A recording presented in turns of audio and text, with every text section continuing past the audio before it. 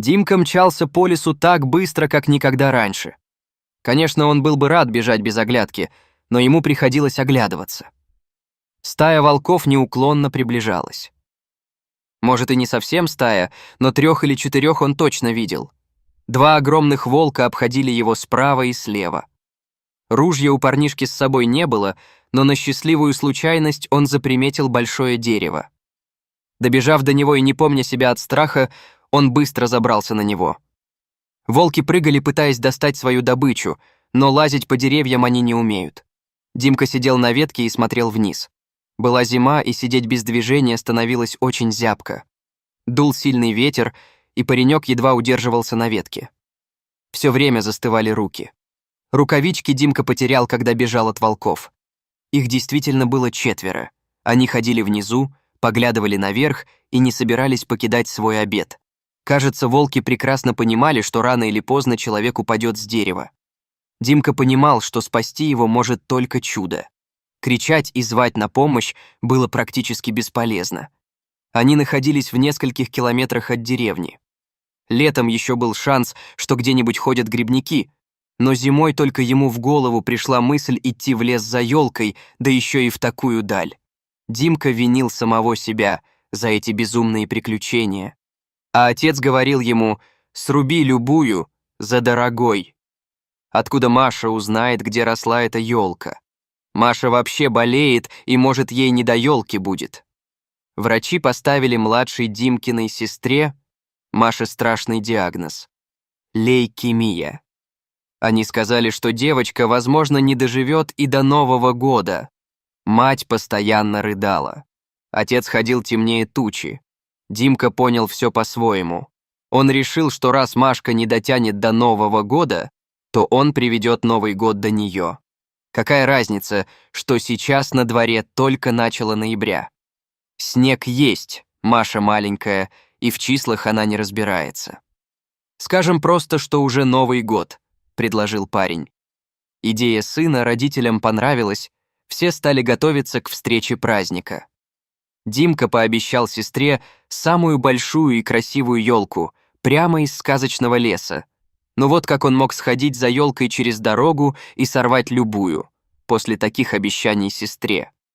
Поэтому паренек пошел подальше в лес, чтобы все по-настоящему, чтобы все, как он обещал. Димка не говорил никому, но он сказал сестре, что это будет самая волшебная елка в ее жизни, которая исполнит любое ее желание и даже, возможно, вылечит. Наверное, и Димке очень хотелось, чтобы было именно так. Вот поэтому он и не мог притащить любую елку. А волшебные елки не растут где попало, их надо добывать. И вот теперь он сидит на ветке, еще и топор потерял. Тут внизу что-то началось, хищники, которые стерегли его, начали рычать. Из леса к ним подкрадывались другие волки, это была явно соперничающая стая. Стало ясно, что сейчас будет драка за добычу, то есть за него. Началась смертельная схватка. Недавно прибывших волков было больше, и они были сильнее. Та 4, что загнала Димку сюда, скуля, ретировалась. Из последних сил паренек держался на ветке. Рук он уже не чувствовал. Последнее, что видел Димка, это был белоснежный волк, который гордо вышел из чащи, задрал голову и издал грозный вой. Равновесие было уже совсем не удержать, да и парень не хотел уже сопротивляться. Он закрыл глаза и упал с дерева, закрывая глаза. Димка видел только белоснежную морду перед собой. Боли не было, странно решил он. Почему я не чувствую, как волки меня едят? Наверное, я так замерз, что просто не чувствую, как они меня жуют. Димка ощутил тепло и странный звериный запах. С большим усилием он открыл глаза. Со всех краев лежали волки. Прямо рядом с ним лежал тот самый белый волк. Димке показалось, что это волчица. Она посмотрела на парня, облизала ему лицо и встала. Тут же за ней встали и остальные волки. Димка представить не мог, за какие заслуги эти животные согревали его своим теплом и не дали ему умереть. Когда волки ушли, Димка смог встать. Все тело болело, но он мог двигаться. На удивление, даже руки не отморозил. Тут же парень нашел свой топор. Странное дело, он помнил, как выронил его далеко от этого места. Неужели белая волчица принесла его топор? Может, она прочитала его мысли о том, что он хочет сделать благородный поступок для своей маленькой сестры?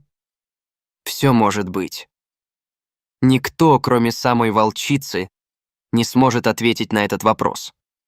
Димка огляделся и увидел то, зачем он пришел в лес. Роскошная ель стояла неподалеку, как раз такая, как он себе представлял. Вот обрадуется Машка. Паренек срубил лесную красавицу и пошел домой. По дороге он представлял разговор с отцом по поводу того, где он пропадал всю эту ночь. Новогодний праздник в начале ноября удался на славу. Елка блистала огоньками. Мама разложила под ней всякие подарки в красивой обертке. Когда папа на руках принес Машу в комнату, она просто ахнула. Девочка долго смотрела на такое новогоднее чудо. Соседа переодели в Деда Мороза. Он отнесся с пониманием к ситуации. В деревне все знали, что у них дочка тяжело больна. Маша радовалась всему происходящему. Она даже постояла немного у елки и прошла с Дедом Морозом вокруг нее.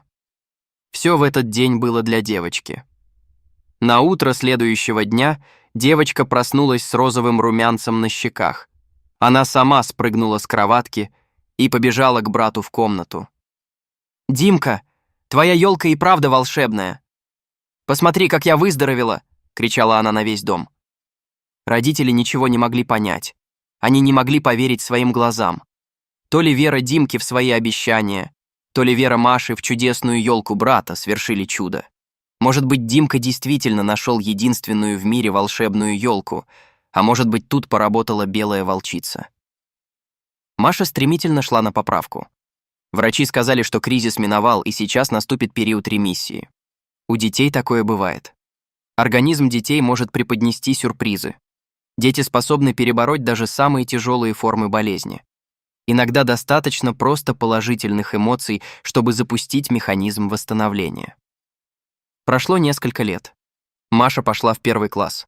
Вся семья радовалась совершившемуся чуду. Но вдруг, неожиданно, девочке стало плохо прямо в школе. Увезли на скорой. Димка бросил все, схватил топор и побежал в лес за новой спасительной елкой.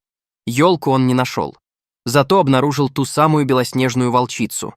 Она попала в беду. Лапа застряла в капкане. В тот момент Димка все понял.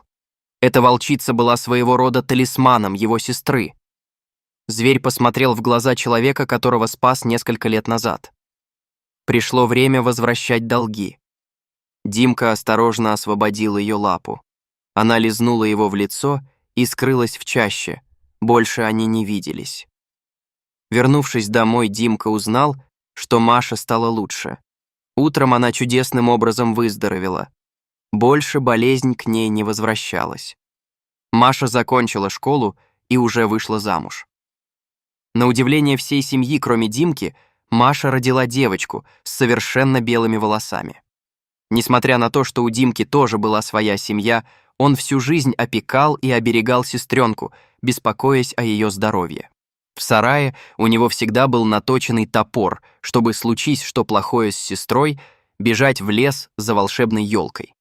Кстати, традиция отмечать Новый год в первых числах ноября прижилась в этой семье. Дорогие зрители, если вам понравилось это видео, то ставьте лайк и подписывайтесь на наш канал. До свидания.